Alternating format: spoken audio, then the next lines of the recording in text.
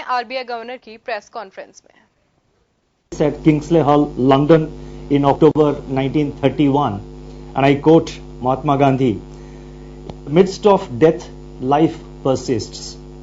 In the midst of untruth, truth persists. In the midst of darkness, light persists."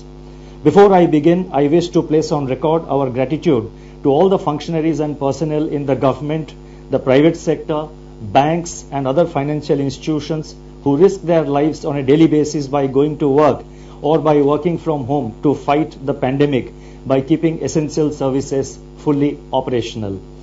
Our deepest appreciation goes out to doctors, healthcare and medical staff, police and law enforcement agencies who are at the front line.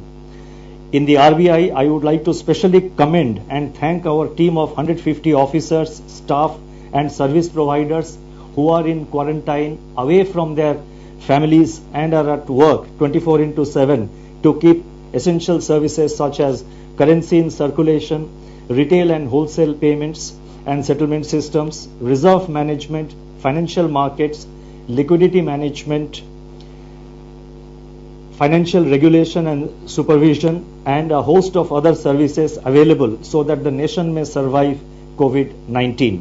Banks and financial institutions have risen to the occasion and have ensured normal functioning. Their efforts are praiseworthy. I would like to thank my colleagues in the Reserve Bank of India who set aside personal health concerns and joined me in fashioning the array of measures taken by the RBI in the context of COVID-19. I also thank our teams for their intellectual support, analytical work and logistical arrangements. I would first like to highlight or give our assessment of the current economic situation. Since March 27, 2020, when I spoke to you last, the macroeconomic and financial landscape has deteriorated precipitously in some areas, but light still shines through bravely in some others. On April 14, the IMF released its global growth projections, revealing that in 2020, global economy is expected to plunge into the worst recession since the Great Depression, far worse than what had happened during the global financial crisis. The IMF's economic counselor has named it the Great Lockdown, estimating the cumulative loss to global GDP over 2020 and 21 at around $9 trillion US, which is greater than the economies of Japan and Germany combined. Within this downturn, the projections are replete with even sharper declines in output in various countries. India is among the handful of countries that is projected to cling on somewhat tenuously to positive growth at 1.9%. In fact, this is the highest growth rate among the G20 economies as estimated by the IMF.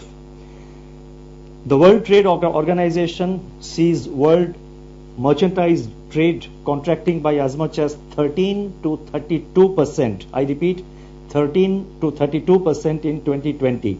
Global financial markets remain volatile and emerging market economies are grappling with capital flow and volatile exchange rates.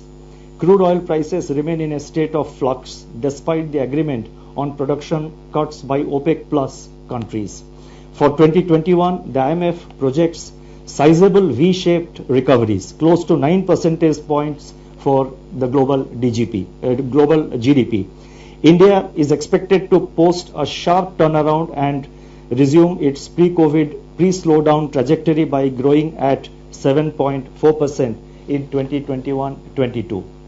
Over the last 3 weeks, there have been a few data releases on domestic developments, but they are too disjointed to allow a comprehensive assessment of the state of economy. Yet, there are a few slivers of brightness among the encircling gloom. In my statement of March 27, I had referred to continuing resilience of agriculture and allied activities on the back of all-time highs in production of food grains and horticulture, with huge buffer stocks of rice and wheat far in excess of the buffer norms.